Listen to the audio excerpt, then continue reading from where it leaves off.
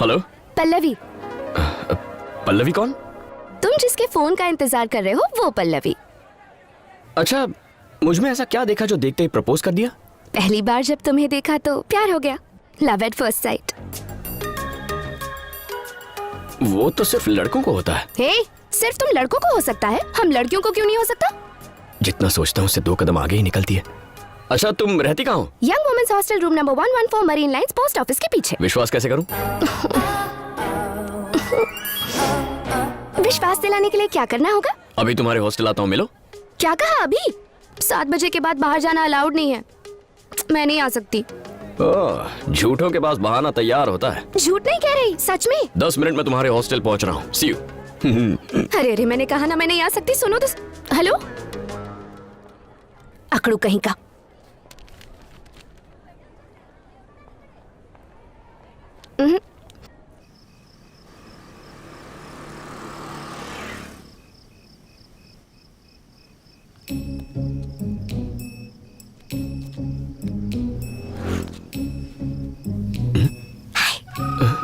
ये तो सच में आ गई।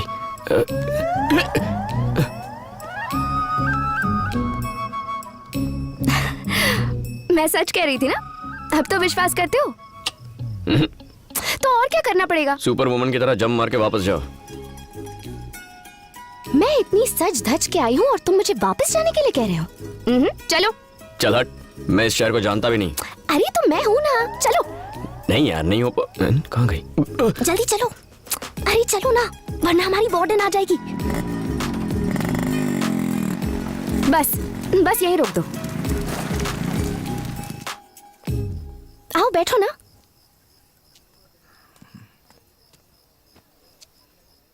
ये सब सच है ना?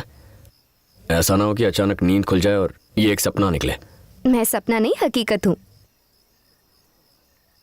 अच्छा, पास आने कहूंगा तो आओगी?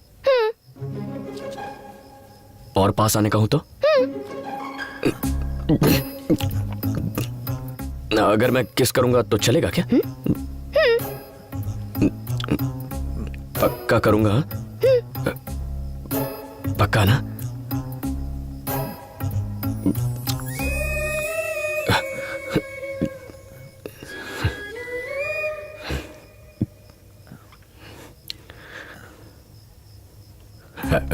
एक्चुअली मैंने सोचा नहीं था ऐसा कुछ होगा या मैं ऐसा कुछ करूंगा, तो घबराहट में अच्छे से किस नहीं कर पाया।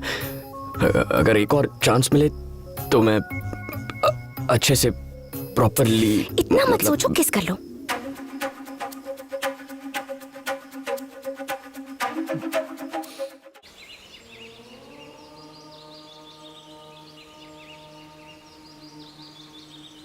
मेरा बेटा शिवा, जब वो 12 साल का था, 6 साल की सजा काटने के बाद भी उसमें कोई बदलाव नहीं आया।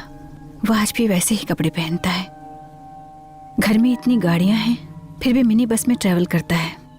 समझ नहीं आता वो क्या सोचता है, वो क्या बन गया है, आखिर वो चाहता क्या है। उसकी माँ होने के बावजूद मैं समझ नहीं पा रही कि उसके दिल में आखिर क्या है।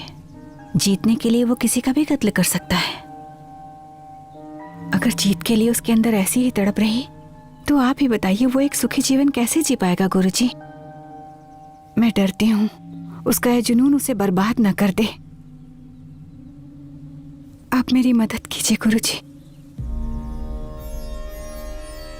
जब हमारी इच्छाएं स्वार्थ से परे हो जाती हैं तो ब्रह्मांड सारी शक्तियां मिलकर उसे पूरा करती हैं। एक मां होने के नाते तुम्हारी कामना भी निस्वार्थ और ये जरूर पूरी होगी। तुम्हें बस थोड़ा धीरज से काम लेना होगा।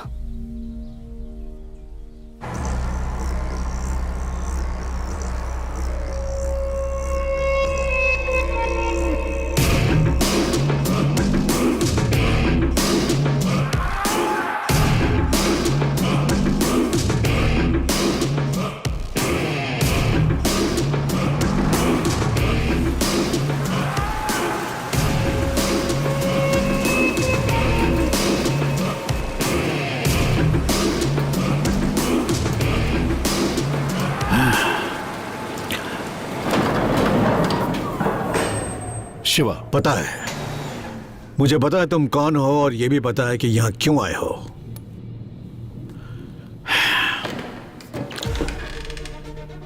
शिव शक्ति ट्रेवल्स का मालिक। 1000 बसें, एक भी बस का लाइसेंस नहीं है। कई बसों का नंबर भी सेम है। रोड टैक्स भी पे नहीं करते हो। बस में भारी सामान लेकर जाते हो। जब भी तुम्हारा मन करता है टिकट की कीमत बढ़ा देते हो।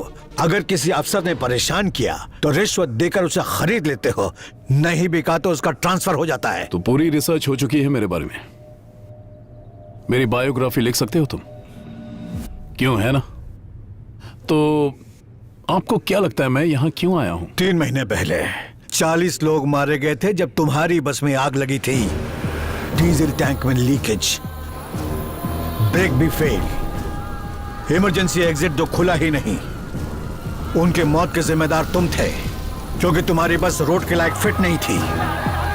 उस दुर्घटना का मेरे पास तुम्हारे खिलाफ सबूत है। तुम वही लेने आए हो ना? अरे नहीं नहीं अंकल, बिजनेस करने। आप बड़े हैं, मुझ जैसे छोटे बच्चे की छोटी मोटी गलतियां माफ कर देनी चाहिए। कैसे माफ कर दूं? उस बस में मरने वालों की संख्या सिर्फ 40 ही नहीं है। उन 40 से जुड़े उनके परिवार वाले आज भी उनकी याद में मर रहे हैं। मेरी सिर्फ एक बेटी थी जो कि इंटरव्यू के लिए गई थी। जॉब पाने की खुशी में हंसती खेलती घर लौट रही थी, लेकिन कभी सोचा है कैसा लगता होगा लाशों की भीड़ में अपनी बेटी को ढूंढना?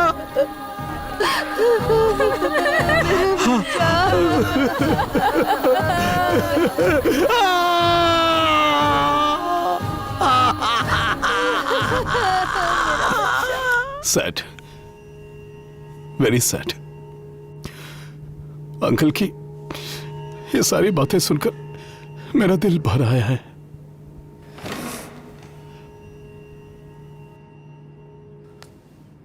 अंकल को तकलीफ मत देना। ये जो भी मांगे इन्हें दे देना और सारे सबूत ले लेना। ठीक है भाई। सुनो, जंग में मैंने अपना एक पैर खोने के बाद दुश्मनों से डट कर मुकाबला किया था। आज भी लड़ूंगा। जब तक तुम्हें हरा ना दूं तब तक लड़ूंगा। मुझे हराने की बात करके मेरे ईगो को हर्ट करने की कोशिश बिल्कुल भी मत करना अंकल। क्यों खामखा मुझे मजबूर कर रहे हैं? मेरा ईगो कभी हारा नहीं है, इसे जीतने की आदत है।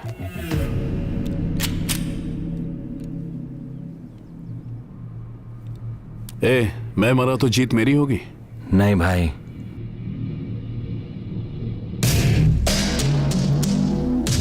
और ये अंकल मरा तो जीत आपकी।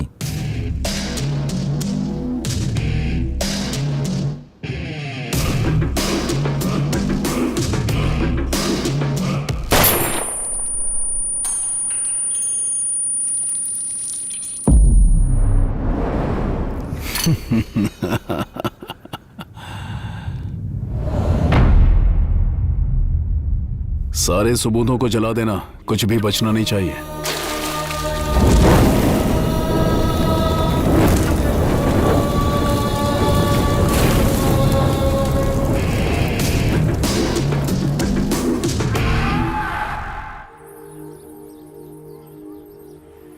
बेटा, छोटी के वार्डन ने इसके बारे में बहुत कंप्लेन की है। मैंने सोचा वहां रही तो बिगड़ जाएगी, इसलिए यहाँ ले आया। वो भी कौन सी दूध की धुली है? अच्छा, अब उसने ऐसा क्या कर दिया? वो सिर्फ सबकी कंप्लेन करना जानती है और कुछ नहीं। देखो बेटा, अगर ये तुम्हारे साथ रहेगी तो मैं भी सुकून से रह पाऊंगा।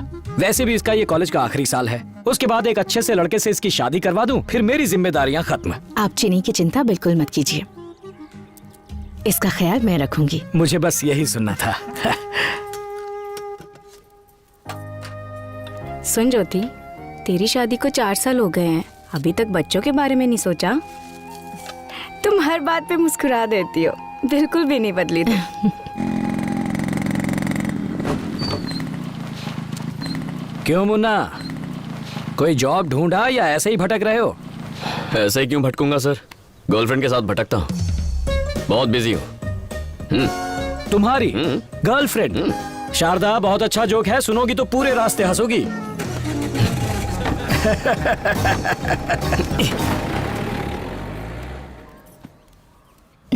मुन्ना, आज से मेरी बहन चीनी हमारे साथ यहीं रहेगी।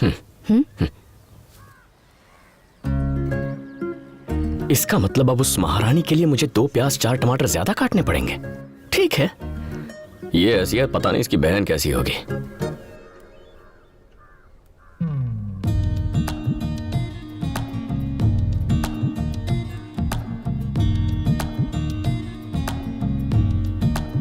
मैं किसी और को क्यों देखूं? अब कैसे छेड़ूं इसे? अब प्याज काटने का सबसे आसान तरीका, ना आपको अपना हेलमेट पहनना होगा ना ही अपने गॉगल्स। प्याज काटने का ये सबसे आसान तरीका है, और तो और इसे इस्तेमाल करना भी बहुत आसान है। तो अभी अपना फोन उठाइए और स्क्रीन पर दिए नंबर पर हमें कॉल कीजिए और ऑर्डर कीजिए अपना वेजिटेबल कटर। हमें कॉल कीजिए। बोलो। क्या कर रहे हो? एक मिनट। 9185 अभी ऑर्डर करते हैं तो आपको मिलेगा 50% डिस्काउंट। हाँ बोलो। तुम तो कुछ ज्यादा ही बिजी हो। हाँ यही थोड़ा इम्पोर्टेंट काम था। अच्छा उस दिन की तरह आज रात फिर से घूमने चले? Hello hello hello hello. चुप क्यों हो गई? कुछ नहीं, वो वार्डन आई थी, मैं तो पकड़ी ही जाती। पकड़ी तो नहीं गई ना? हॉस्टल आ रहा हूँ तुम्हारे, दीवार कूद जाओ। वार्डन चेकिंग के लिए निकली है, मैं बाहर नहीं आ सकती। हेलो।